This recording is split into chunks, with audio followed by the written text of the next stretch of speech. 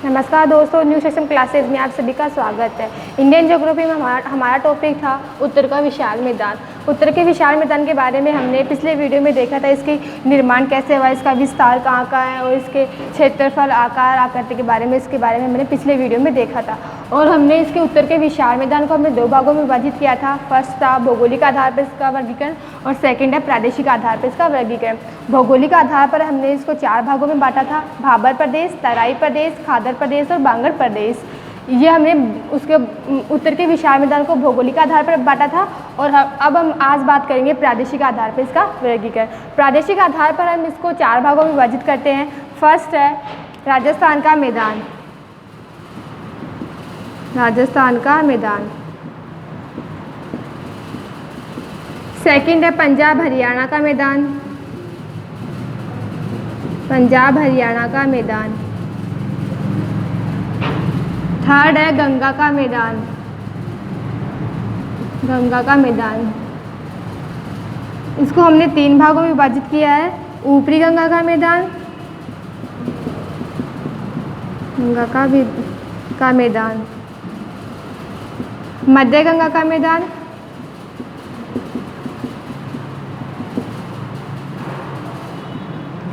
Third है निम्न गंगा का मैदान।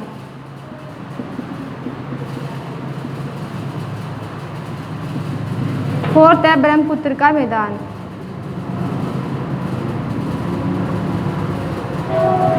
तो उत्तर के विशाल मैदान को हमने प्रादेशिक आधार पर 4 भागों में विभाजित किया।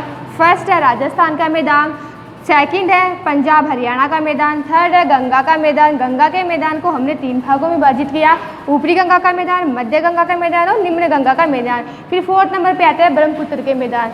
अब बात करते हैं हम राजस्थान के मैदान की। राजस्थान का मैदान जो है मुख्यतः राजस्थान में इसका विस्तार है।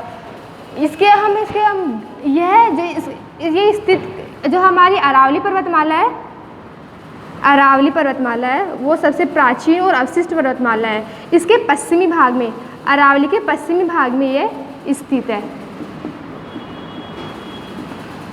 हम इस मैदान की ढाल की बात करते हैं तो इस मैदान का ढाल उत्तर पूर्व से दक्षिण पश्चिम की ओर इसका ढाल है। यहाँ हम बात करें कि यहाँ की प्रमुख नदी कौन सी है, वो है लूनी नदी, लूनी नदी।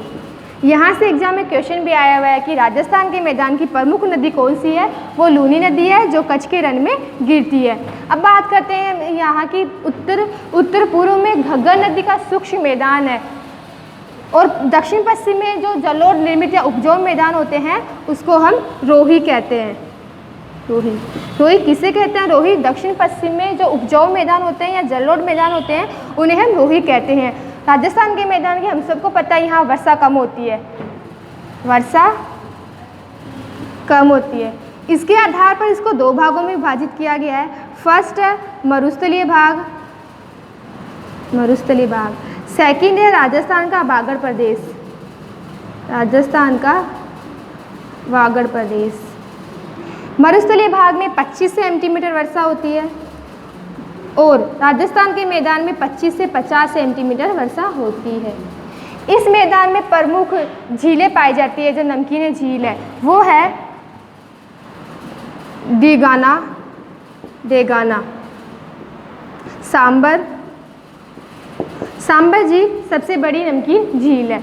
हमने बात की राजस्थान के मैदान की कि राजस्थान के मैदान के बारे में हमने बात की। राजस्थान का मैदान अरावली पर्वतमाला के पश्चिमी भाग में स्थित है। यहाँ की प्रमुख नदी लूनी नदी है जो कच्छ के रण में गिरती है। इस मैदान की हम ढाल की बात करें तो यह मैदान उत्तर पूर्व से दक्षिण पश्चिम की ओर इसका सामान्य ढाल है। और यहाँ दक्षिण पश्चिम में जो उपजाऊ मैदान होते हैं उन्हें हम रोही कहते हैं। और उत्तर पूर्व में घग्गर नदी का एक मैदान, सूक्ष्म मैदान है जिसे घग्गर नदी का मैदान कहते हैं। यहाँ वर्षा कम होती है, जिसके आधार वर्षा के आधार पर इसको 2 भागों में बांटते हैं: मरुस्थलीय भाग और राजस्थान का वागड़ प्रदेश। ये बात की हमने राजस्थान के मैदान की। अब बात करते हैं हम पंजाब हरियाणा के मैदान की। पंजाब हरियाणा का मैदान मुख्यतः पंजाब और हरियाणा में स्थित है। यहाँ ये सबसे उपजाऊ मैदान है, उपजाऊ मैदान है, उपजाऊ मैदान है। और यहाँ इसकी हम निर्माण की बात करते हैं, निर्माण। तो इसका निर्माण सतलज सतलज, व्यास, रावी। सतलज, व्यास, रावियों की नदियों के द्वारा बहाकर लाए गए अवसादों से इस मैदान का निर्माण हुआ है। और यहाँ सतलज, व्यास, रावी जो नदियाँ हैं वो सदावाहिनी नदियाँ यहाँ हमेशा ये बहती रहती है। यहाँ प्रमुख फसलें चावल, गेहूँ, मक्का, धान आदि की यहाँ प्रमुख फसलें उत्पादन होती है। पंजाब हरियाणा के मैदान में कुछ दोआब है। दोआब हम किसे कहेंगे? दो नदियों के मध्य का जो भाग होता है उसे हम दोआब कहते हैं। कुछ दोआब है जो हम इस प्रकार को देखते हैं।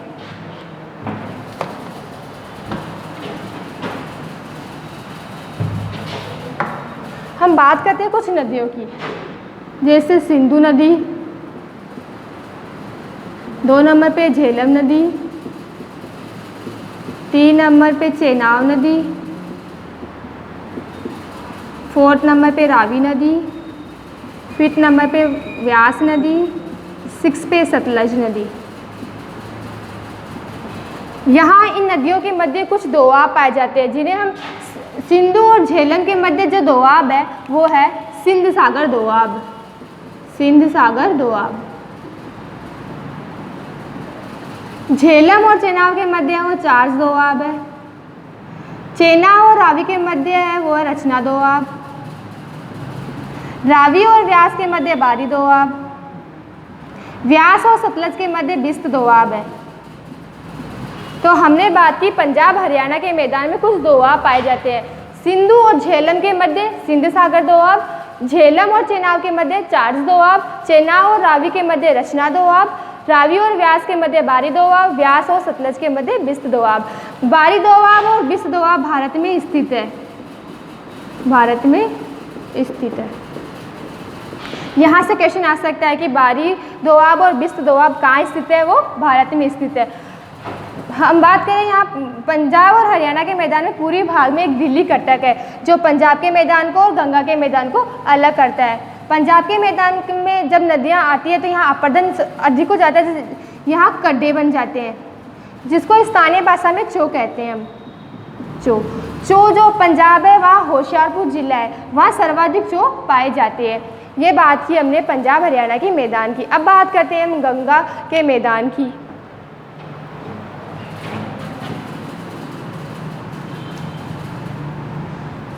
गंगा के मैदान की हम बात करते हैं तो इसका विस्तार है वो है कौन कौन से राज्यों में है? जो है यूपी, बिहार, झारखंड और पश्चिम बंगाल। यूपी, बिहार, झारखंड, पश्चिम बंगाल, गंगा के मैदान में इन राज्यों में इसका विस्तार है। यहाँ पूर्व में यमुना नदी से लेकर पश्चिमी बंगाल तक इसका 1400 किलोमीटर चौड़ा इसका विस्तार है। यहाँ ये प्रमुख नदियों से इसका निर्माण हुआ है, जैसे गंगा और उसकी सहायक नदी जैसे यमुना, सोन, चंबल, गंडक, घाघरा आदि नदियों के द्वारा इस मैदान का निर्माण हुआ है। इस मैदान में प्रमुख फसलें उत्पादन की जाती है। फसल उत्पादन जैसे गेहूँ, चावल, मक्का, हरी सब्जियाँ आदि यहाँ उत्पादन की जाती है। यहाँ जनघनत्व भी अधिक होता है। जनघनत्व भी अधिक होता है। बात करते हैं गंगा के मैदान में कुछ स्थलाकृतियाँ पाई जाती है। स्थलाकृतियाँ जैसे खादर, बांगर, तराई, भाबर, बिल आदि यहाँ स्थलाकृतियाँ पाई जाती है। गंगा के मैदान को अलग अलग जगहों पर अलग अलग नाम से जानते हैं, वो हम देखते हैं अब।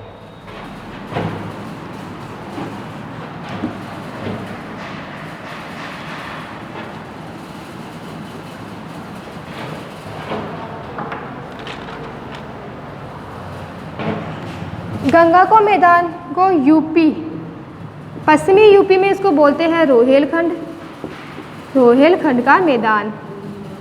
लखनऊ में इसको बोलते हैं अवध का मैदान, अवध का मैदान।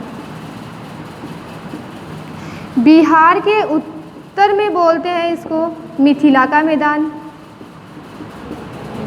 दक्षिण में इसको बोलते हैं मगध का मैदान, और कोसी नदी और महानदी के मध्य इसको बोलते हैं वारिद का मैदान। कोसी नदी को बिहार का शोक भी कहते हैं, और दामोदर नदी और स्वर्ण रेखा नदी इसके मध्य इसको बोलते हैं राढ़ का मैदान। राढ़ का मैदान। कोसी नदी को बिहार का शोक कहते हैं, दामोदर नदी को पश्चिम बंगाल का शोक कहते हैं, और स्वर्णरेखा नदी को झारखंड का शोक कहते हैं। तो हमने बात की कि गंगा के मैदान को अलग अलग जगहों पर अलग अलग नाम से जानते हैं। पश्चिमी यूपी में इसको रोहेलखंड के नाम से जानते हैं, लखनऊ में इसको अवध के मैदान के नाम से जानते हैं, बिहार उत्तरी बिहार में इसको मिथिला के नाम से जानते हैं, दक्षिण में इसको मगध के मैदान के नाम से जानते हैं, कोसी और महानदी के मध्य वारिद के नाम से जानते हैं, और दामोदर और स्वर्णरेखा नदी के मध्य राढ़ के मैदान के नाम से इसको जानते हैं। हमने गंगा के मैदान की अब हम गंगा के मैदान की ढाल की बात करें। इसका ढाल उत्तर पश्चिम से दक्षिण पूर्व की ओर है। गंगा के मैदान की हम ढाल की बात करते हैं, इसका ढाल उत्तर पश्चिम से दक्षिण पश्चिम की ओर है। ये बात की हमने गंगा के मैदान की। अब हमने गंगा के मैदान को 3 भागों में विभाजित किया है। फर्स्ट है ऊपरी गंगा का मैदान।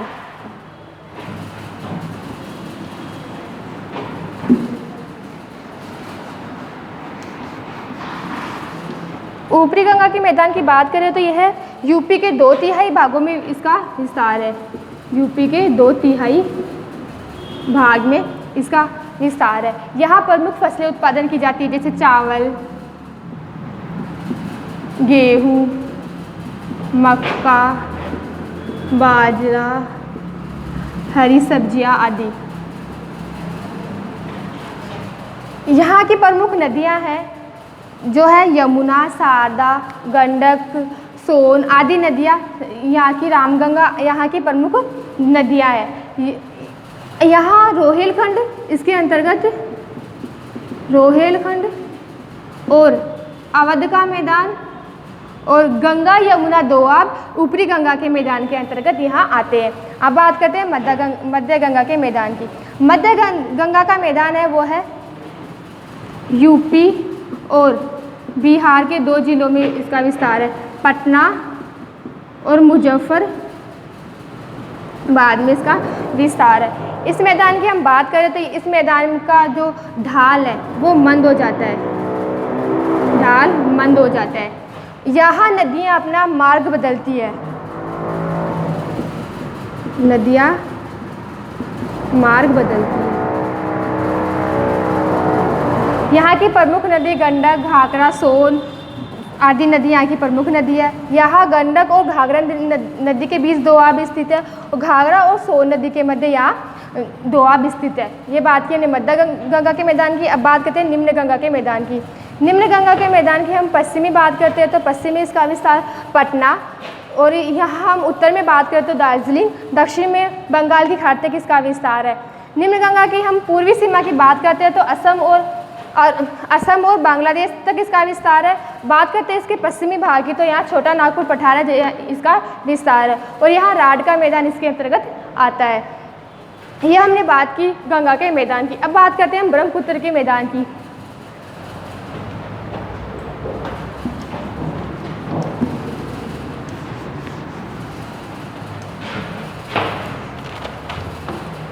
ब्रह्मपुत्र का मैदान की बात करते हैं, इसका निर्माण की बात करें। इसका निर्माण ब्रह्मपुत्र और उसकी सहायक नदियों द्वारा लाए गए अवसादों से इसका निर्माण हुआ है। यह उत्तर में हिमालय और दक्षिण में मेघालय पठार के मध्य एक संक्रमण क्षेत्र में फैला हुआ है। यहाँ इसका ढाल उत्तर पूर्व से दक्षिण पश्चिम की ओर इसका ढाल है। यहाँ की प्रमुख फसलें उत्पादन की जाती है, जैसे चाय, जूट, चावल आदि यहाँ प्रमुख फसलें। और यहाँ ब्रह्मपुत्र के मैदान में एक माजुली द्वीप है जो विश्व का नदीय द्वीप है, सबसे बड़ा नदीय द्वीप है, नदीय द्वीप। माजुली द्वीप को विश्व का सबसे बड़ा नदीय द्वीप कहा जाता है। यह है इसको 2016 में माजुली नदीय द्वीप जिला बना दिया गया है, जो पहले कौन से जिले में था? जोहार जिले में था।